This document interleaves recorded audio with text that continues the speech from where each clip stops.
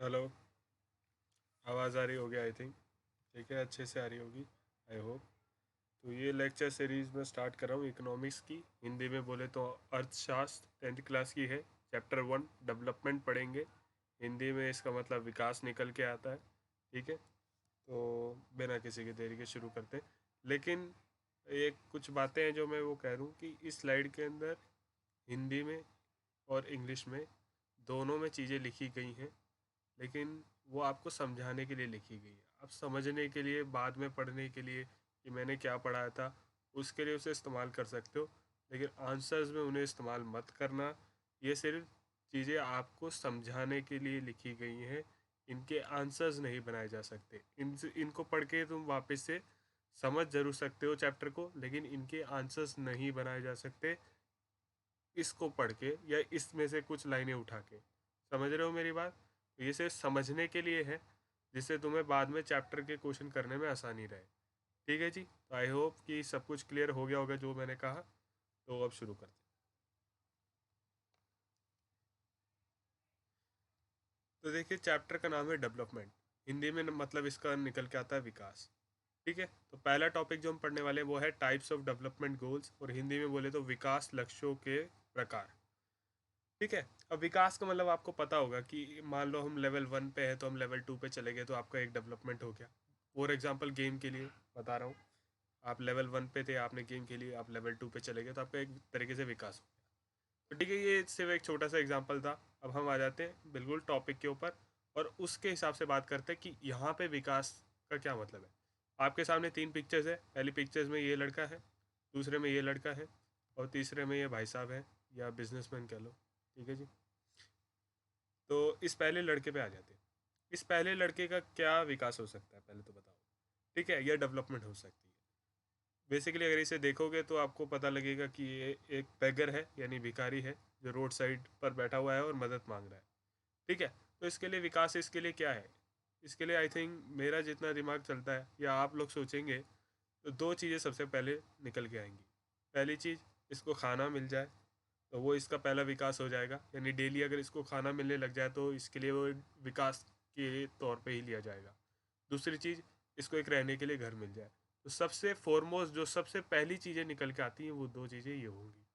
ठीक है, फिर बात करते हैं इस बीच में जो ये बच्चा ड्रॉ किया हुआ है, इसके बारे में बात करें तो भाई इसने अच्छे कपड़े पहन रखे हैं, हाथ में किताब है, चश्मा वगैरह लगा हुआ है, बाल वगैरह अच्छे से सेट है।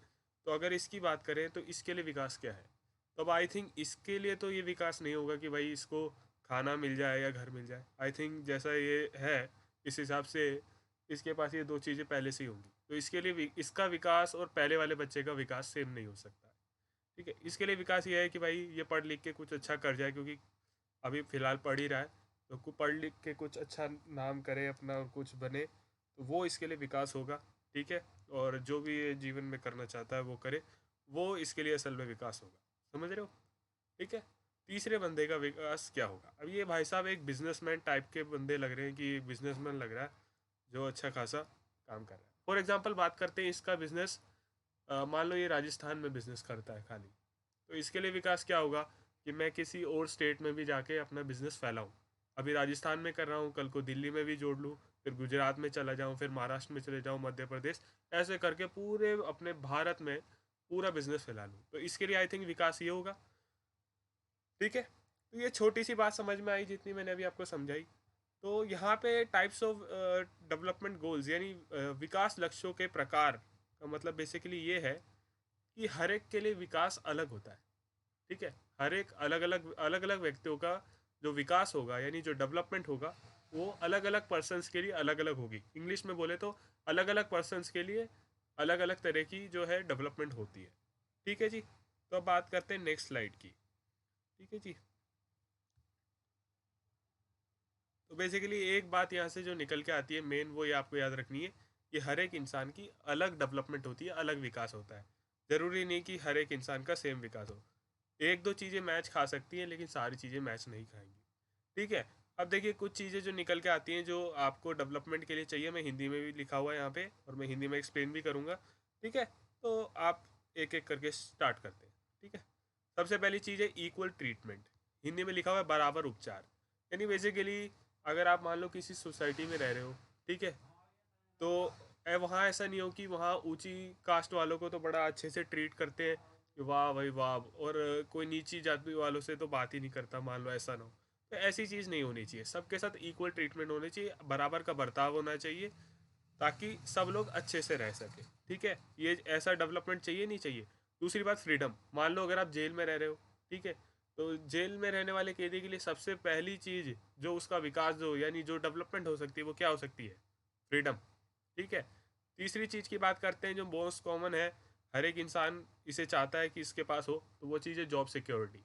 अब जॉब सिक्योरिटी जिनको नहीं पता, या नौकरी की सुरक्षा जिसे बोलते हैं हिंदी में, तो बेसिकली इसका मतलब क्या है? जॉब सिक्योरिटी यानी आप ऐसी नौकरी करो जिसकी सिक्योरिटी हो। ऐसा नहीं हो कि आप जॉब कर रहे हो कि मान लो आपने किसी जॉब में ज्वाइन किया, तो आपने 1 महीने ज्वाइन किया, फिर अगले महीने आपको आपका मालिक आके कहता है भाई साहब जॉब छोड़ दो, आप और जॉब नहीं कर सकते। तो यहाँ पे आप कह सकते हैं कि आपकी जो है नौकरी की सॉरी मैं दोबारा कहूँगा, यहाँ पे थोड़ा नॉइस का प्रॉब्लम है। ठीक है जी। तो यहाँ पे हम कह सकते हैं कि नौकरी की सुरक्षा नहीं है। ऐसी अगर आपको हर महीने या कुछ महीने बाद आके आपका मालिक आके कह दे कि भाई नौकरी छोड़ दो, तो आप कहेंगे कि भाई मेरे पास जॉब सिक्योरिटी नहीं है या नौकरी की सुरक्षा नहीं है। तो अब ये खास कर अगर आप अगर सोच रहे हैं कि ऐसी जॉब सिक्योरिटी आपको कहाँ मिलेगी, तो वो मिलेगी गवर्नमेंट जॉब्स में। ठीक है। तो अब वो बात बाद में करेंगे, गवर्नमेंट जॉब वगैरह कैसे मिलती है और बाकी चीज़ें।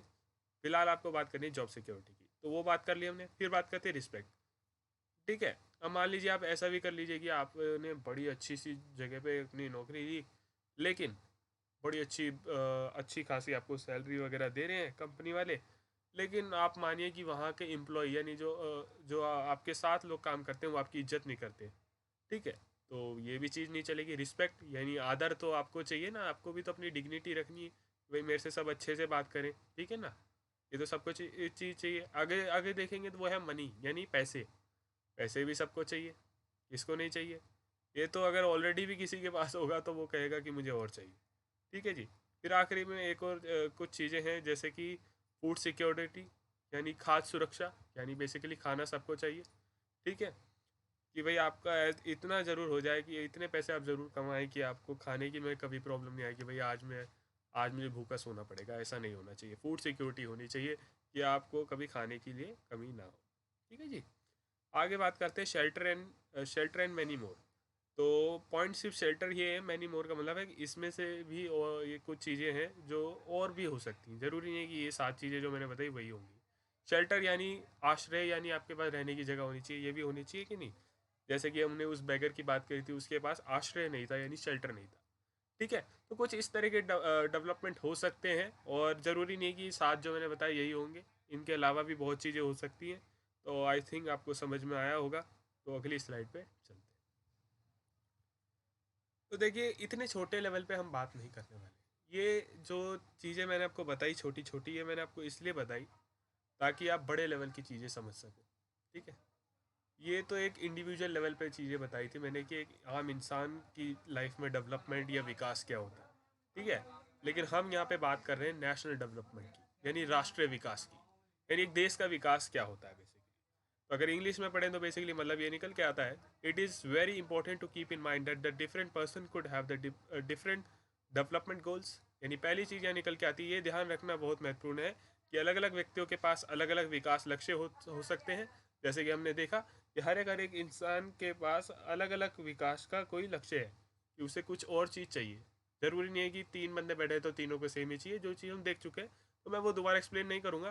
तो उसी तरीके से अब हम बात करेंगे कि कंट्री के डेवलपमेंट के गोल भी अलग अलग हो सकते हैं। ज़रूरी नहीं है कि आप एक ही चीज़ से देखें कि बस एक ही ये चीज़ देख ली तो ऐसे ही सारी कंट्री के मापदंड आप कर डालेंगे, एनालिसिस कर डालेंगे। ऐसा नहीं होने वाला है। हर एक देश का जो आंकलन है वो आपको अलग अलग चीज़ों से करना पड़ेगा, जब आपको पता लगेगा कि कौन सी कंट्री में सबसे ज़्यादा विकास हो रहा है। तो अब एक और चीज़ आप जान लें, नेशनल डेवलपमेंट के बारे में आपको जानने की क्यों ज़रूरत है? ताकि आपको पता लगे कि कौन सी कंपनी कितनी ज़्यादा विकसित है, यानी किस देश ने कंपनी नहीं सॉरी देश ने ज़्यादा विकास किया है। आई थिंक मेरी आप बात समझ रहे होंगे। ठीक है। तो अब चलते हैं अगले पॉइंट पर। ठीक है जी। तो अब आप बोलेंगे कि भाई अच्छा, तो अब आप जैसे आपने लोगों के डेवलपमेंट को कंपेयर किया यानी विकास को कंपेयर किया, तो उसी तरीके से आप कंट्रीज़ को करने वाले हो यानी देश को कंपेयर करने वाले हो। ठीक है, तो बेसिकली इसके लिए क्या चीज़ें होंगी देखो। ठीक है, अब आप टेंशन मत लीजिए कि भाई ये इतना सारा इंग्लिश में लिखा हुआ है हमको कैसे हिंदी में मिलेगा। हिंदी में भी स्लाइड है, टेंशन की बात नहीं है, बस आप सुनते रहिए मेरी बात को। ठीक है, तो देखिए कम कंट्रीज़ को कंपेयर करने के लिए सबसे जो एक इम्पॉर्टेंट चीज़ कही जाती है वो होती है इनकम। इनकम यानी बेसिकली आय, यानी आप कितने पैसे कमाते हो। इनकम इनमें से मतलब कंपेयर करने के लिए मैं ये नहीं कहूँगा कि एक बहुत ही बढ़िया चीज़ है, इस ये चीज़ कंपेयर कर ली तो कुछ और चीज़ करने की कंपेयर ज़रूरत नहीं है, लेकिन ये बहुत इंपॉर्टेंट चीज़ है जिसको आपको साथ में लेना पड़ेगा। अगर आप अपने देशों को कंपेयर कर रहे हैं तो आपको इसे भी अपने हिस्से में लेना पड़ेगा कि भाई मैं इनकम भी कंपेयर करूँगा। तो कुछ बात कर लेते हैं। ठीक है जी, तो जैसे देश की बात मैं करूँगा, लेकिन पहले थोड़े आसान लेवल से समझा दूँ ताकि आपको देश की बातें भी आसानी से समझ में आ जाए। तो अगर पहले देखें तो अगर मान लो एक इंसान है, उसकी इनकम बहुत अच्छी है यानी सैलरी उसकी बहुत अच्छी है, उसको अच्छे खासे पैसे मिलते हैं उसकी सैलरी करने के मतलब नौकरी करने के। तो सबसे पहली बात क्या होगी, सबसे पहली बात ये होगी कि उसकी हेल्थ अच्छी होगी। मान लो अगर उसकी तबीयत ख़राब भी हो जाए तो वो अच्छे डॉक्टर को दिखा सकता है और अपनी हेल्थ को वापस से अच्छा कर सकता है। वो पढ़ाई अगर वो अपने गुड एजुकेशन भी हो सकती है। नेक्स्ट चीज़ क्या आता है, मतलब मान लो वो अपने बच्चों को पढ़ाना चाहता है तो अपने बच्चों को अच्छी एजुकेशन दे सकता है, अच्छे तरीके से पढ़ा सकता है और उन्हें एक अच्छा लाइफस्टाइल दे सकता है, खुद को भी एक अच्छा लाइफस्टाइल दे सकता है। ठीक है, लाइफस्टाइल बेसिकली एक जीवन शैली कह सकते हो, हिंदी में कहते हैं। ठीक है, तो वो चीज़ें दे सकता है। ठीक है, मतलब वो अच्छा खासा रह सकते हैं, अच्छा खा पी सकते हैं वगैरह, साफ पानी, बिजली, ये सारी चीज़ें उसे आसानी से मिल जाएंगी अगर उसके पास अच्छी और ज़्यादा इनकम है। तो उसी तरीके से अगर कंट्री लेवल पे बात करें तो क्या चीज़ होगी देखो। कंट्री लेवल पे बात करें तो क्या होगा, एक मिनट पीछे करते हैं। कंट्री लेवल पे बात करें तो कंट्रीज विद हाई इनकम, तो मतलब ऐसे देश जिनके अंदर मतलब ऐसे देश जिनकी इनकम ज़्यादा होगी तो वो डेवलप्ड भी ज़्यादा होंगे यानी विकसित ज़्यादा होंगे बाकी देशों से जिनकी आय कम है यानी जिनकी इनकम कम है। तो मतलब ऐसे देश जिनके पास पैसा ज़्यादा है वो ज़्यादा विकसित भी तो होंगे, वहाँ पे ज़्यादा अच्छी फैसिलिटीज़ आपको मिलेंगी। पढ़ाई करनी है तो अच्छा पढ़ाई करने को मिलेगा, अच्छा खाना खाना है तो अच्छा खाना खाने को मिलेगा, बिजली चौबीसों घंटे मिलेगी, पानी साफ़ मिलेगा। ऐसी चीज़ें आपको मिलेंगी, गवर्नमेंट आपको प्रोवाइड कराएगी ऐसी चीज़ें। ठीक है, ये चीज़ आपको हिंदी में भी देखनी है तो हिंदी में भी दिख जाएंगी, कोई ऐसी दिक्कत नहीं है। देशों की तुलना करने के लिए उनकी आय को सबसे महत्वपूर्ण विशेषताओं में से एक माना जाता है। ठीक है, में से, ठीक है ना। तो ये नीचे वाली चीज़ मैं आपको बता चुका हूँ, ये चीज़ आप देख सकते हैं, समझा चुका हूँ, तो ये मैं रिपीट नहीं करूँगा। मेन पॉइंट मैंने रिपीट कर दिया है। हिंदी में इसका मतलब था विभिन्न देशों या राज्यों की तुलना कैसे करें। ठीक है ना, अगला पॉइंट देख लेते हैं। अगला पॉइंट होगा नेशनल इनकम यानी राष्ट्रीय आय। ठीक है जी, तो देखिए ये चीज़ जो पूरी लिखी हुई आगे आपको अगली स्लाइड में हिंदी में भी मिल जाएगी, लेकिन मैं फ़िलहाल के लिए समझा देता हूँ। The income of the country is the income of to all residents of the country. जो इनकम होती है ना देश की, यानी जो आय होती है देश की, वो सारे रेजिडेंट को मिला के बनती है। रेजिडेंट कौन होते हैं, जो उस देश में रहते हैं। जितने भी लोग एक देश में रहते हैं, अगर आप उनकी सबकी आय को यानी उनकी सारी सैलरी को, उनकी सारी इनकम को मिला दोगे तो वो देश की आय बन जाएगी। ठीक है, तो उससे आपको total income of the country पता लगेगी, यानी पूरे देश की जो है आय वो आपको पता लग जाएगी। हालांकि बात यह है देखो, हालांकि for comparisons between the countries total income is not enough. तो जैसे कि बात मैंने पहले भी कहा था कि ये इनकम एक महत्वपूर्ण हिस्सा है जिससे आप पता लगा सकते हो कि कौन सा देश सबसे ज़्यादा विकसित है। ठीक है, ले उनमें से है, सिर्फ अकेला नहीं है। तो मैं यहाँ पे बात वही दोहरा रहा हूँ कि टोटल इनकम इनफ नहीं है। इससे भी अच्छे यूज़फुल मेजर यानी मापदंड ऑलरेडी पड़े हैं जिनसे आप पता लगा सकते हो कि भाई कौन सा देश ज़्यादा विकसित है। ऐसा क्यों भाई, क्योंकि पॉपुलेशन के कारण, population of a particular country. तो अब मैं एग्जांपल से समझाता हूँ, हिंदी में कर देता हूँ स्लाइड को, अगर पढ़ना हो तो पढ़ लेना। ठीक है, तो एग्जांपल सुन लो, मेरा लिखा हुआ तो आपको पीडीएफ मिल जाएगी, उसमें से भी देख सकते हो। ठीक है ना। तो अब देखो, मान लो अब सिर्फ इनकम ही काफ़ी क्यों नहीं है विकसित देश पता करने के लिए? क्यों? क्योंकि मान लो एक बड़ा सा देश है और एक छोटा देश है। अब बड़े देश के अंदर ज़्यादा लोग भी रहते होंगे, इजी, इसमें तो कोई मैं रॉकेट साइंस नहीं समझा रहा। और वहीं पे एक छोटा देश है तो वहाँ पे कम लोग रहते होंगे, तो जाहिर सी बात है बड़े देश की इनकम ज़्यादा होगी। तो फिर आप उनका कंपैरिजन नहीं कर सकते ना, उनकी तुलना नहीं कर सकते, क्योंकि छोटे देश में तो कम ही लोग रहते होंगे और बड़े देश में ज़्यादा लोग रहते होंगे, तो उसकी आय तो ज़्यादा ही होगी ना बड़े देश की। ठीक है, तो इसलिए इनकम काफ़ी नहीं है, इसलिए आपको और भी चीज़ें चेक करनी पड़ेंगी, जब जाके आप कह सकते हो कि हाँ भाई ये देश असल में विकसित है। ठीक है, आगे चलते एक एग्जांपल ले लेते हैं। देखिए, असल में देखो, इनकम पता कैसे लगाई जाती है, ये भी तो एक मुश्किल काम है। अब पूरे देश की इनकम पता लगाना आपको क्या लगता है कैसे पता लगती होगी, है ना? मुश्किल काम है कि नहीं? तो देखिए, ये असल में ऐसा नहीं है कि भाई हर एक की इनकम जा जाके गिनने, लाओ भाई बताओ, तुम्हारी बताओ, तुम्हारी बताओ, फिर हम टोटल कर लेंगे। ऐसा कुछ नहीं होने वाला। ठीक है, तो बेसिकली होता क्या है कि फॉर एग्जांपल एक बात करते हैं। ठीक है, एक एग्जांपल लेते हैं, देश की इनकम को बाद में देखेंगे, पहले एग्जांपल को देख लेते हैं। ठीक है, मान लो एक राज्य है, उसमें 3 राजा हैं। तीनों राजाओं को टैक्स मिलता है, और वो टैक्स मिला के ही उस राज्य की इनकम बनती है, यानी इनकम सैलरी बनती है। ठीक है, जितना भी वो पैसा कमाते हैं वो उन तीनों राजा के जो टैक्स आता है ना तीनों के पास, उससे बनता है। तो उस राज्य का यानी उस किंगडम का, ठीक है, हम नेशनल इनकम निकालते हैं। मान लो 3 राजा है ना। ठीक है, पहला राजा को एक महीने में मान लो 10,000 का टैक्स मिलता है, दूसरे राजा को 15,000 मिलता है, तीसरे राजा को 20,000 मिलता है। तो एवरेज इनकम कैसे निकालते हैं? एवरेज निकालनी आती होगी, मैथ्स के स्टूडेंट हो आप सब, तो देखिए इजी है।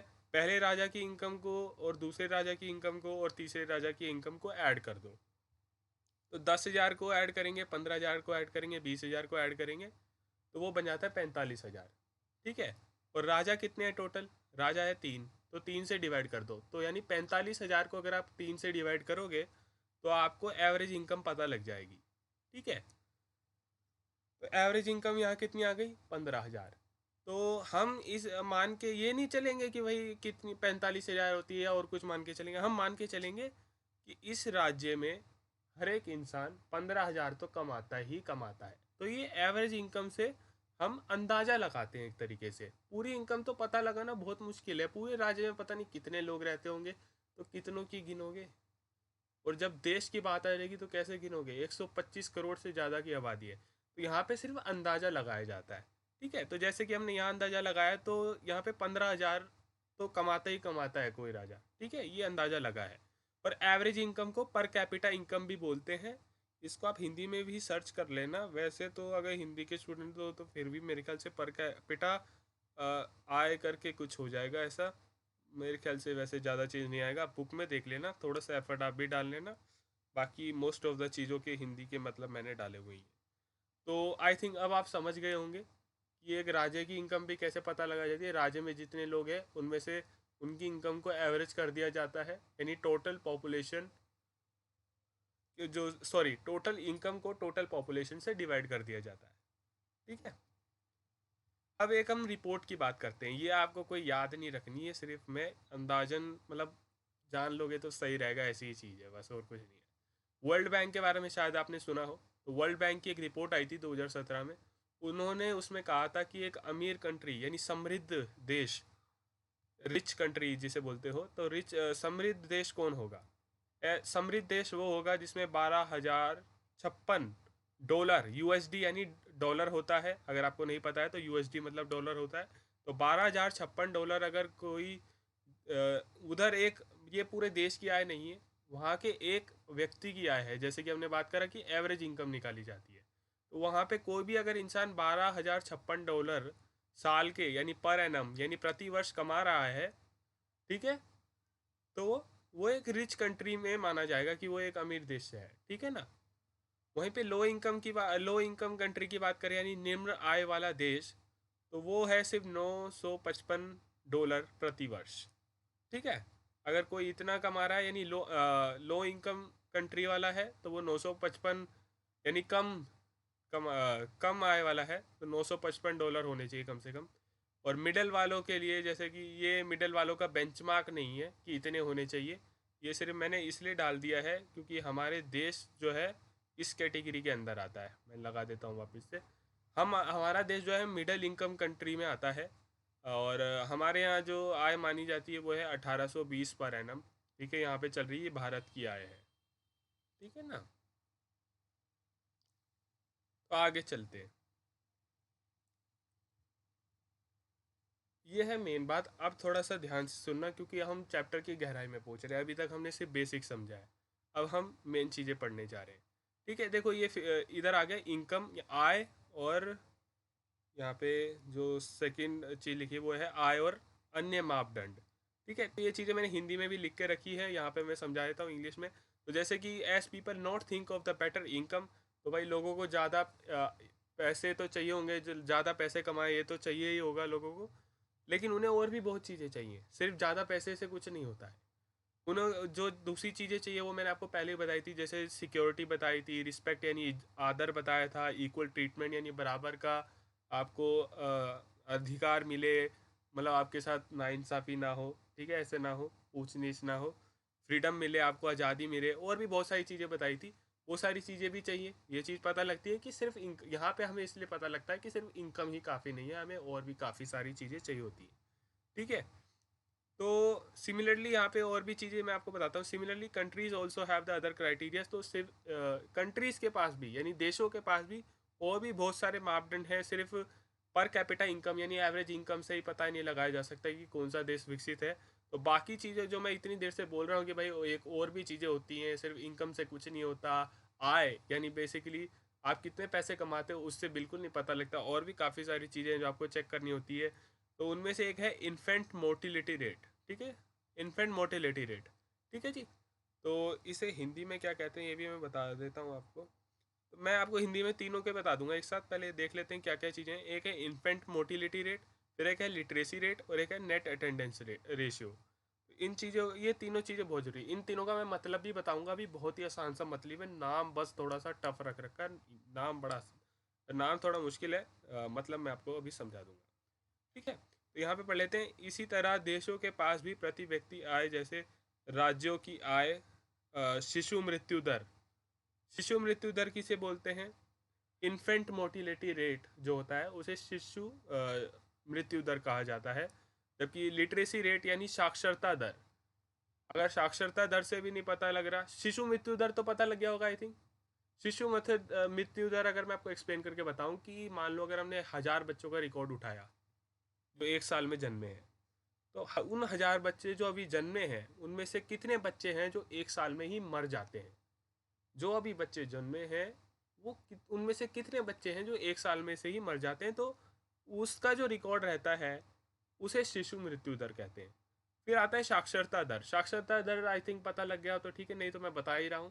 साक्षरता दर यानी कितने प्रतिशत लोग, मान लो अगर देश का निकाल रहे हो तो कितने प्रतिशत लोग उस देश में पढ़े हुए हैं। राज्य का निकाल रहे हो तो उस राज्य में कितने कितने लोग पढ़े हुए हैं। ठीक है, नेट अटेंडेंस रेशियो क्या होता है या नेट अटेंडेंस अनुपात क्या होता है? ठीक है जी, नेट अटेंडेंस अनुपात बेसिकली ये चीज़ है कि 14 से 15 की आयु के बच्चे यानी 14 से 15 साल के बच्चे, ठीक है, कितने पढ़े हुए हैं? ठीक है, उनमें से कितने बच्चे पढ़ रहे हैं, स्कूल जा रहे हैं। ठीक है ना, 100 में से, ठीक है ना, 100 में से बेसिकली, ठीक है, 100 में से कितने बच्चे 14 से 15 साल के स्कूल जा रहे हैं। मैं ये नहीं कह रहा हूँ पढ़े लिखे हैं, मैं सिर्फ ये कह रहा हूँ कि वो सिर्फ स्कूल जा रहे हैं। स्कूल जाने वालों का रेशियो है कि कितने लोग स्कूल जा रहे हैं जो कि 14 से 15 साल तक की उम्र के हैं। ठीक है, तो ये बाकी 3-4 चीज़ें जो मैंने आपको बताई, ये चीज़ें से भी पता लगता है कि एक देश कितना विकसित है या डेवलप्ड है। ठीक है ना, आई थिंक उन चीज़ें समझ में आ रही होंगी। तो एक सीधी सी चीज़ ले लेते हैं यहाँ से। तो जैसे अगर हम एक कंपैरिजन करते हैं तो हमें थोड़ा और अच्छा समझ में आएगा, सिर्फ बातों से कुछ नहीं होता। ठीक है, तो पहली चीज़ ले लें कि यहाँ पे स्टेट पे नाम है, तो हम तीन राज्यों को यानी स्टेट को, राज्य को कंपेयर करेंगे यानी तुलना करेंगे उनकी। तो पहला राज्य है हरियाणा, दूसरा है केरला, तीसरा है बिहार। ठीक है, तो इनकी पर कैपिटा इनकम को हम कंपेयर करेंगे। ये साल का है और अमाउंट यहाँ पे जो ये पैसे लिखे हुए हैं साल की इनकम लिखी हुई है, यानी साल में इतना पैसा तो बंदा कोई कमाता ही कमाता है स्टेट में।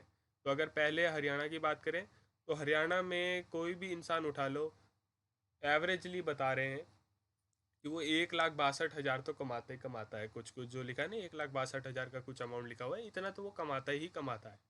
अब ज़रूरी नहीं है कि वो हर एक बंदा कमाता ही हो, लेकिन हम अंदाज़ा ऐसा लगा रहे हैं कि हर एक इंसान 1,62,000 तो कमाता ही होगा। उसी तरीके से केरला में अंदाज़ा लगाया गया है कि 1,40,000 तो कमाता ही कमाता है। तीसरी तरफ हम देखते हैं तो वो है बिहार, जहाँ पे अंदाज़ा लगाया कि 31,000 तो कमाता ही कमाता है। इससे अब आपको क्या पता लगता है? इन तीनों का हिसाब लगाओगे तो आप बोलोगे सबसे विकसित देश कौन सा? हरियाणा। जबकि आप बोलोगे सबसे गरीब देश कौन सा? वो हो गया बिहार। ठीक है जी। ये सीधी सी चीज़ थी, आसानी से समझ में आ जाती है, इसमें कुछ मैंने ऐसा रॉकेट साइंस नहीं बताया, तो आई थिंक आपको समझ में आ ही गया होगा। ठीक है। फिर हम यहाँ पे कुछ और चीज़ें भी देखते हैं, जो चीज़ें जैसे कि ये निकल के आती हैं IMR। ठीक है। ठीक है जी। यानी इन्फेंट मोर्टिलिटी रेशियो, यानी शिशु मृत्यु दर जो मैंने आपको बताया था। अब ये कंपेयर करेंगे लिटरेसी रेट यानी साक्षरता दर, यानी 100% में से कितने प्रतिशत लोग पढ़े लिखे हैं, और नेट अटेंडेंस रेशियो यानी 14 से 15 साल तक की उम्र के बच्चे 100 में से कितने स्कूल आखिरकार जा भी रहे हैं। ठीक है। तो अगर यहाँ पे हरियाणा का कंपेरिजन करें तो 1000 में से 33 बच्चे मर जाते हैं, ये 2016 का रिकॉर्ड है। ठीक है। 1000 में से 33 बच्चे मरे हैं। केरला में 1000 में से सिर्फ 10 बच्चे मरे हैं। बिहार में 1000 में से 38 लोग मरे हैं। लोग यानी सॉरी बच्चे। ठीक है। तो बेसिकली यहाँ से पता लगता है कि यहाँ पे सबसे पीछे जो चल रहा है वो बिहार चल रहा है, यानी वहाँ पे ज़्यादा बच्चे मर रहे हैं ना, क्योंकि ठीक है। और सबसे कम बच्चे कहाँ मर रहे हैं? केरला में, जहाँ पे सिर्फ 10 बच्चे मर रहे हैं। तो ये बहुत ही अच्छा रिकॉर्ड जो यहाँ पे चल रहा है केरला का। और सेकंड नंबर पे आएगा यहाँ पे हरियाणा। ठीक है। फिर यहाँ पे बात कर लेते हैं और फटाफट फटाफट थोड़ा निपटाते हैं डेटा को। हरियाणा का देखेंगे तो 100% में से 82% लोग पढ़े लिखे हैं। केरला में 94% पढ़े लिखे हैं, तो यहाँ पे काफ़ी ज़्यादा लोग पढ़ाई करते हैं, यानी अच्छी सी पढ़ाई करते हैं। ठीक है। और बिहार में 62%। ठीक है। अब देखो यहाँ पे मैं ये डेटा क्यों समझा रहा हूँ आपको। ठीक है। ये चीज़ भी समझ लो, सिर्फ पढ़ने के लिए नहीं पढ़ा रहा हूँ। यहाँ से क्या चीज़ पता क्या लग रही है? IMR से जिधर ज़्यादा कम बच्चे मर रहे हैं उसका क्या मतलब है? अब ये केरला में सिर्फ 10 बच्चे मर रहे हैं, इसका क्या मतलब है कि यहाँ पे मेडिकल फैसिलिटीज़ अच्छी प्रोवाइड करी हुई है, यानी मतलब यहाँ पे हॉस्पिटल वगैरह अच्छे हैं। ठीक है। यहाँ पे आपको अच्छी फैसिलिटीज़ प्रोवाइड की जा रही है, इसलिए कम बच्चे मर रहे हैं। ठीक है। और यहाँ पे ज़्यादा बच्चे मर रहे हैं बिहार में, यानी यहाँ पे मेडिकल फैसिलिटीज़ अच्छे नहीं है। ठीक है। यहाँ पे ये चीज़ पता लग रही है आपको। वहीं पे अगर लिटरेसी रेट देखोगे तो केरला का 94 है। 94% बच्चे पढ़ते हैं यहाँ पे, लोग पढ़े हुए हैं। मतलब इसका बेसिकली मतलब क्या है कि यहाँ पे पढ़ने लिखने की सुविधा अच्छी है, ये पता लग रहा है। और सबसे कम कहाँ है? बिहार में 62%। यानी यहाँ पे थोड़ी मतलब इतनी बेकार भी नहीं है, लेकिन ये चीज़ है कि बाकी स्टेट के मुकाबले थोड़ी कम है। तो यहाँ पे यानी सुधार किया जा सकता है, यहाँ पे पढ़ने लिखने की फैसिलिटी अच्छी दी जा सकती है जो कि गवर्नमेंट दे रही है। ठीक है ना। नेट अटेंडेंस रेशियो देखोगे तो यहाँ पे सिर्फ 100 में से 43 बच्चे आते हैं बिहार में, देखो। ठीक है। तो यानी यहाँ पे बच्चे स्कूल बहुत कम जाते हैं 14 से 15 साल की उम्र तक। ठीक है। 83 है यहाँ पे दूसरे में नेट अटेंडेंस रेशियो, यानी 14 से 15 साल के बच्चे, 100 में से 83 बच्चे तो जाते ही जाते हैं 14-15 साल तक तो स्कूल। तो यहाँ पे यानी स्कूल की फैसिलिटी बहुत अच्छी है। और हरियाणा का यहाँ पे 61 है, तो इनका भी कुछ अच्छा मतलब बहुत अच्छा रिकॉर्ड तो नहीं है, लेकिन ठीक रिकॉर्ड है। ठीक है। तो ये चीज़ आपको पता लग जाती है यहाँ पे। ये चीज़ें मैं इसलिए समझा रहा हूँ, तो सिर्फ इसलिए कह रहा था मैं कि सिर्फ इनकम यानी आय, कितने पैसे कमाता है कोई एक इंसान एक स्टेट में रह के या देश में रह के, उससे पता नहीं लगता। वहाँ की फैसिलिटी से पता लगता है कि वहाँ पे मेडिकल फैसिलिटी कैसे है, कि हॉस्पिटल वगैरह कैसे हैं, या दूसरी लोग पढ़े लिखे कितने हैं। इन चीज़ों से पता लगता है, समझ रहे हो। आगे चलते हैं। तो अभी तक तो आप समझ ही गए होगे, तो आगे अगर हम पढ़ें, ये इसका भी हिंदी में स्लाइड पड़ा है। ठीक है, ये रहा। तो इसलिए आपको यहाँ पे पता लग जाता है इनकम, खाली इनकम यानी खाली पैसे होने से आप हर चीज़ नहीं पा सकते हो जो चीज़ आप चाहो। ठीक है। अब एक एग्जांपल के लिए मैं बोलता हूँ कि आपके पास खूब पैसा है, लेकिन आप एक चीज़ यूँ कर सकते हो क्या? पॉल्यूशन फ्री इन्वायरमेंट ले सकते हो। पॉल्यूशन फ्री इन्वायरमेंट क्या होता है? उदाहरण के लिए आप एक प्रदूषण मुक्त वातावरण नहीं खरीद सकते, ठीक है। अब ऐसे भले ही आपके पास जितने पैसे हो, लेकिन आप ऐसे थोड़ा ना कि एक ऐसे दुनिया खरीद लोगे जहाँ पे पोल्यूशन ही नहीं है, ऐसा नहीं कर सकते। तो इससे पता लगता है पैसे से हर चीज़ नहीं होती है। कुछ और आप कुछ चीज़ें सुनिश्चित भी नहीं कर सकते, जैसे कुछ चीज़ें ये हैं, अब भले ही आपके पास पैसे हैं, आपने दवाई खरीदी, आप तो खा रहे हो बड़े मज़े से, लेकिन आपको ज़रूरत थी, आपने खाई कि भाई मैं बीमार हूँ मुझे चाहिए, लेकिन क्या गारंटी है कि उस दवाई में मिलावट नहीं है? तो इसके लिए तो आप कुछ नहीं कर सकते ना। तो हर चीज़ से पैसे से कुछ नहीं होता। तो बेसिकली यहाँ पे आपको क्या करना पड़ेगा, यहाँ पे आपको सुनिश्चित करना पड़ेगा कि आप एक अच्छी जगह पे रह रहे हो जहाँ पे आप मिलावट वगैरह नहीं होती, ठीक है। ये चीज़ यहाँ पे बताई गई। एक और बात है, देखो यहाँ पे देख लेना, इंग्लिश वाले देख लेना, कलेक्टिव सिक्योरिटी क्या होती है। Collective security is the best लिखा है मैंने, यानी सामूहिक सुरक्षा, ठीक है। अब सामूहिक सुरक्षा भी समझ लो, और इंग्लिश वाले कलेक्टिव सिक्योरिटी समझ लो। तो इसका मतलब बेसिकली क्या है? इसका मतलब ये है कि कलेक्टिव सिक्योरिटी अच्छी है। क्यों है अच्छी? एग्जाम्पल से समझाता हूँ। मान लो एक गांव है, वहाँ पे 100-200 घर हैं कच्चे पक्के, ले और गवर्नमेंट वहाँ पे ना स्कूल बनवाना चाहती है, लेकिन वहाँ कोई पढ़ना नहीं चाहता। वहाँ के लोग, वहाँ के माँ बाप अपने बच्चों को पढ़ाना नहीं चाहते, तो वहाँ पे स्कूल बनाने का कोई फ़ायदा नहीं है, या तो आप कह सकते कि गवर्नमेंट स्कूल शायद बनाए भी ना, क्योंकि वहाँ बच्चे पढ़ना नहीं चाहते। तो इसलिए मुश्किल है। अब अगर आप अपने गांव में अकेले बच्चे होंगे जो पढ़ना चाहते होंगे खाली, तो वहाँ पे गवर्नमेंट स्कूल बनाएगी, ये तो बहुत कहना मुश्किल है। या मान लो एक ऐसी जगह है जहाँ पे कोई भी हॉस्पिटल से इलाज नहीं कराना चाहता, वो कह रहे हैं हम देसी इलाज करेंगे, हम आयुर्वेदिक वाला करेंगे, ठीक है, हम एलोपैथी पे विश्वास नहीं करते, तो वहाँ पे हॉस्पिटल खोलना मुश्किल है। इसलिए कहते हैं कि सामूहिक सुरक्षा करना आसान है, वो सस्ती भी पड़ती है गवर्नमेंट को, और वो ज़्यादा लोगों को फ़ायदा भी देती है। तो मेरे को उम्मीद है आपको समझ में आया होगा। तो अब फाइनल बात कर लेते हैं हम अ, हमारे देश के बारे में। हमें देश कंपेयर करना था, नेशनल डेवलपमेंट की बात करनी थी। अब फाइनल हम उस चीज़ पे आए, धीरे धीरे कदम बढ़ाते बढ़ाते छोटी छोटी चीज़ों को समझते हुए, ठीक है। तो फाइनली ये कुछ आखिरी चीज़ें रह गई, बस 2 टॉपिक रह गए, ये सुन लीजिए, बस फिर आपका काम हो जाएगा खत्म, ठीक है जी। इसकी भी हिंदी स्लाइड मैंने बनाई हुई, कोई दिक्कत नहीं है। पहले मैं चीज़ें समझाता हूँ। कंट्री का कंपैरिजन होगा यहाँ पे, यानी कंट्री की, हम देशों की तुलना करेंगे कि असल में अच्छा देश कौन सा है। तो मैंने यहाँ 3 देश लिए, एक श्रीलंका लिया है, एक इंडिया लिया है, एक नेपाल लिया है, ठीक है। बुक में देखोगे तो और भी काफ़ी देशों का कंपैरिजन दिया हुआ है, मैंने इन 3 का सिलेक्ट किया है, ठीक है। ओके, तो सबसे पहली चीज़ क्या है, ग्रोस नेशनल इनकम। इसकी हिंदी वर्जन देखनी है तो हिंदी वर्जन ये लगा देता हूँ, वो है सकल राष्ट्रीय आय, और इंग्लिश में उसे बोलते हैं national, gross national income in USD, ठीक है। यूएसडी यानी डॉलर, पहले ही बता चुका हूँ। तो अगर श्रीलंका में बात करोगे, और एक और चीज़ है, देखो और भी चीज़ें बता देते हैं। लाइफ एक्सपेक्टेंसी, लाइफ एक्सपेक्टेंसी क्या होती है, ग्रोस नेशनल इनकम क्या होती है, पूरे देश की आय, ठीक है ना। मोटा मोटा आप अभी ये समझ सकते हो, बाकी 11th-12th में जाओगे तो आपको ग्रोस नेशनल इनकम डिटेल में समझाएंगे।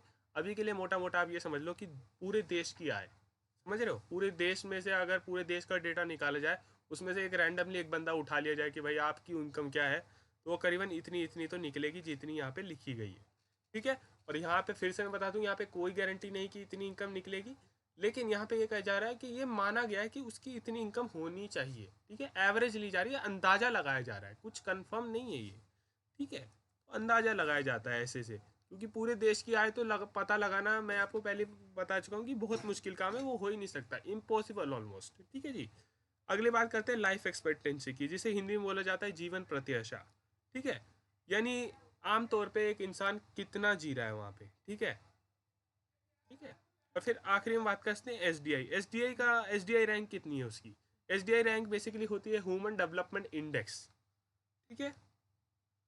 जो रैंक दी जाती है ऑलमोस्ट 190 देशों में से रैंक दी जाती है। रैंक समझते हो ना, जितनी कम आएगी उतनी अच्छी बात है, बोलते हैं ना फर्स्ट रैंक आई है मेरी, सेकंड रैंक आई है, ठीक है। तो स्कूल में वही हिसाब है कि जिसकी जितनी कम रैंक है वो, यानी वो देश उतना अच्छा है। ये एसडीआई रैंक कैसे पता की जाती है, ये भी मैं आपको बता देता हूँ। एसडीआई रैंक यानी ह्यूमन डेवलपमेंट इंडेक्स रैंक, ये ऐसे पता की जाती है बेसिकली कि कहाँ ज़्यादा लोग ज़्यादा जी रहे हैं, कहाँ पढ़ाई ज़्यादा अच्छी हो रही है, लाइफ एक्सपेक्टेंसी जो दिया हुआ यानी जीवन प्रत्याशा कैसी है। तो ये चीज़ें सारी, तीन कुछ मतलब 3-4 चीज़ें, या और भी कुछ चीज़ें हो सकती हैं जिनको मिला के एसडीआई रैंक पता की जाती है। तो अब यहाँ पे हम इन 3 देशों का कंपैरिजन करेंगे, इन 3 देश में से कौन सा अच्छा है, ठीक है। तो देखिए यहाँ पे अगर ग्रोस नेशनल इनकम देखोगे यानी सकल राष्ट्रीय आय देखोगे तो सबसे ज़्यादा श्रीलंका के मिल रही है। इंडिया की सेकंड नंबर पे है, नेपाल की तीसरे नंबर पे है। नेपाल की काफ़ी कम है और श्रीलंका के मुकाबले इंडिया की भी काफ़ी कमी है वैसे तो। ठीक है, जीवन प्रत्याशा देखें तो ये समझेंगे तो यहाँ पे आपको समझ में आएगा कि श्रीलंका में एक इंसान 75 साल ऑन एवरेज तो जीता ही जीता है। ठीक है, वहाँ पे यही एज जो है इंडिया के लिए 68 है, यानी एवरेज में 68 साल ही जीता है इंडिया में कोई इंसान। नेपाल में 70 साल जीता है, तो यहाँ पे वहाँ पे मतलब थोड़ा अच्छा जीता है। ठीक है, और एसडीआई रैंक देखेंगे तो सबसे कम श्रीलंका की है, दूसरे नंबर पे हमारी है यानी भारतीयों की, इंडिया की है, तीसरे पे आती है 149 जो कि नेपाल की। ठीक है, तो अब इससे आपको क्या चीज़ समझ में आती है, देखो थोड़ी देर डेटा देख लो, नहीं तो मैं ही बताता हूँ।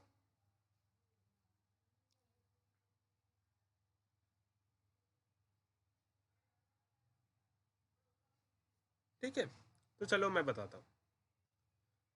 अब बेसिकली देखो, आश्चर्य की बात या सरप्राइज की बात बेसिकली ये है कि श्रीलंका जो कि भारत से काफ़ी छोटी कंट्री है, वो हमारा पड़ोसी देश है, काफ़ी छोटा सा है, लेकिन वो हमसे काफ़ी आगे निकल रहा है। कैसे? हमारे यहाँ 6,353 करके कुछ डॉलर सालाना इनकम होती है लोगों की, लेकिन इनके यहाँ 11,000 है। तो यानी यहाँ पे लोग ज़्यादा कमाते हैं हमारे यहाँ से कंपेयर करें तो।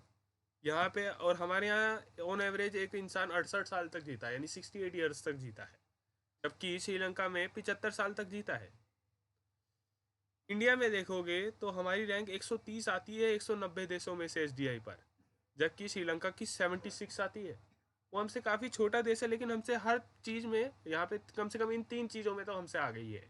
ठीक है, और बात करते हैं हम नेपाल। नेपाल की भी नेपाल के पास क्या है, उसके पास लो पर कैपिटा इनकम है, यानी उनकी एवरेज इनकम इंडिया से कम है। ठीक है, लेकिन उनके पास एक चीज़ अच्छी है, वो है लाइफ एक्सपेक्टेंसी, यानी जो बेसिकली आप चीज़ क्या कहते हो, जीवन प्रत्याशा। उनकी जीवन प्रत्याशा हमसे ज़्यादा है, पैसे भले ही वो कम कमाते हैं। अब देखो एक चीज़ यहाँ पे हम और थोड़ा डिटेल में पढ़ते हैं, वो मैंने लिखी नहीं है, लेकिन यहाँ से आप देख सकते हो उनकी जीवन प्रत्याशा बहुत ज़्यादा हमसे 2 साल ज़्यादा है, लेकिन इनकम हुआ उनकी हमारे से बहुत कम है। उनकी सिर्फ 2,500 करीब है, और हम तो उनसे 6,000 करीब ज़्यादा कमाते हैं।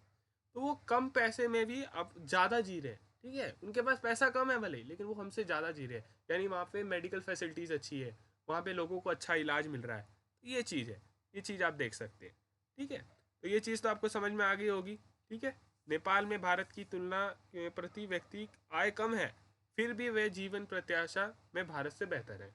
यही चीज़ मैंने आपको कही कि वहाँ पे हम लोग हमसे ज़्यादा जी रहे हैं। ठीक है जी, एक और बात करते हैं, ये हमारा आज का आखिरी टॉपिक है सस्टेनेबल डेवलपमेंट। हिंदी में इसे इसको मैंने शायद हिंदी में किया नहीं, आप चेक कर लीजिएगा सस्टेनेबल डेवलपमेंट। ठीक है जी, क्या होता है सस्टेनेबल डेवलपमेंट? आखिरी टॉपिक है ये किताब का, सस्टेनेबल डेवलपमेंट। ठीक है, या मैं आपको दिखा ही देता हूँ कि क्या होता है, या देख लीजिएगा, चलिए कोई बात नहीं, देख लीजिएगा, हिंदी में आपको इसकी समझा देता हूँ। देखिए, मान के चलते इस इंग्लिश में जो लिखा हुआ है भूल जाइए, सिर्फ मेरे को याद रखने के लिए कि मुझे आपको क्या समझाना है। आपके लिए इसमें कुछ ऐसा नहीं है जो कि मैं आपको पहले ही बता चुका हूँ। ठीक है, तो बेसिकली मान के चलते हैं एक देश है जो कि बहुत ही डेवलप्ड है, बहुत विकसित है, सारी चीज़ें अच्छी हैं, पढ़ाई लिखाई अच्छी हो रही है, मेडिकल फैसिलिटीज़ अच्छी दे रहे हैं। ठीक है, लोग लंबा जी रहे हैं, सारी चीज़ें हो रही हैं, लेकिन और वो दे अगर मान लो ऐसी चीज़ें हो रही हैं, तो वो देश आगे भी ऐसा ही रहना चाहेगा कि भाई मैं नंबर वन ही रहूँ हमेशा? चाहेगा, वहाँ के लोग भी चाहेंगे हमारा देश आगे रहे हमेशा। ठीक है, लेकिन क्या ये पॉसिबल है? क्योंकि बहुत से साइंटिस्ट का ये कहना है जो कि वार्निंग दे रहे हैं कि जिस तरह की डेवलपमेंट यानी जिस तरह का विकास हम कर रहे हैं ना अभी, वो सस्टेनेबल नहीं है। सस्टेनेबल नहीं है यानी हमेशा नहीं रहेगा ये, ऐसा नहीं है। ठीक है, मतलब जिस तरह का हम विकास कर रहे हैं वो हमेशा नहीं रहेगा। क्यों नहीं रहेगा भाई, आप सोच रहे होंगे। तो जैसे कि एग्जाम्पल के लिए दिया है ग्राउंड वाटर, यानी ज़मीन में जो पानी होता है, ग्राउंड वाटर यानी ज़मीन का पानी। ठीक है, जो कि रिन्यूएबल रिसोर्स है। रिन्यूएबल रिसोर्स यानी ऐसा रिसोर्स जो कि आपको मिलता ही रहेगा, ख़त्म ही नहीं होगा, ऐसी चीज़ को बोलते हैं। नॉन रिन्यूएबल रिसोर्स इसका उल्टा होता है, जो कि आपने मतलब एक टाइम आएगा जब आप उसे खा खू के सब ख़त्म कर दोगे, यानी बिल्कुल इस्तेमाल किया, ख़त्म हो जाएगा एक टाइम पे, वो चीज़ नहीं बचेगी फिर। ठीक है, तो जैसे कि ग्राउंड वाटर की यानी ज़मीन के पानी की अगर बात करें तो वो हमें नेचर से मिलता है, वो हमें नेचर दे दी है। हमारा आसपास का वातावरण देता है, पहाड़ों से पिघल के आता है। लेकिन अगर एक चीज़ हो जाए, जितना नेचर पानी दे नहीं रही है उस यानी जितना वातावरण आपको पानी दे नहीं रहा है उससे ज़्यादा अगर आप इस्तेमाल करने लग जाओ तो, या इस्तेमाल छोड़ो आप ख़राब करने लग जाओ तो क्या होगा? फिर पानी की कमी ज़रूर हो जाएगी, फिर भले ही वो रिन्यूएबल रिसोर्स हो, यानी भले ही वो आपके पास अनगिनत हो, लेकिन आप उसका अगर ढंग से इस्तेमाल नहीं करोगे तो फिर वो ख़त्म हो ही जाएगा ना एक टाइम के बाद। ठीक है। दूसरी तरफ रिन्यूएबल रिसोर्स वो होता है जो एक टाइम के बाद, सालों बाद ख़त्म हो जाएगा। ठीक है। तो ये दो चीज़ें मैंने आपको बताई हैं, इन दोनों के एक एग्जाम्पल अगर आप मुझे कमेंट में दे सकते हैं तो बहुत अच्छा रहेगा। ठीक है। बाकी सस्टेनेबल डेवलपमेंट अब होती क्या है, अब मैं आपको समझाता हूँ। ये चीज़ें आपने समझ लिया तो आपको सस्टेनेबल डेवलपमेंट आराम से समझ में आएगा। सस्टेनेबल डेवलपमेंट बेसिकली ये है कि आप कुछ इस तरीके से अपने देश का विकास करो या खुद का विकास करो कि आने वाली पीढ़ी भी उस इन चीज़ों का इस्तेमाल कर पाए जिन चीज़ों का आप इस्तेमाल करके खुद का विकास कर रहे हो। समझ रहे हो? जो चीज़ें आप इस्तेमाल कर रहे हो, पेड़ पौधे ये चीज़ें इस्तेमाल कर रहे हो ना, तो कुछ ऐसा भी करो कि आगे वाली पीढ़ी भी कर पाए। ऐसा नहीं कि आप ही सब आखिरी पीढ़ी हो जो इन चीज़ों को देख पाई हो, उसके बाद किसी ने देखा ही नहीं। समझ रहे हो? तो यानी कुछ इस तरीके से अपना विकास करना कि आगे की आपके आने वाले बच्चे वगैरह भी इन चीज़ों को देख पाए। ठीक है। तो मुझे उम्मीद है आपको ये लेक्चर पसंद आया होगा। अगर आपने इस लेक्चर को पूरा देखा है तो थैंक यू, लाइक दबाना मत भूलिएगा। ठीक है जी। तो फिलहाल के लिए इतना ही, बाकी देखते हैं नेक्स्ट लेक्चर कब आता है। ठीक है जी। बाय।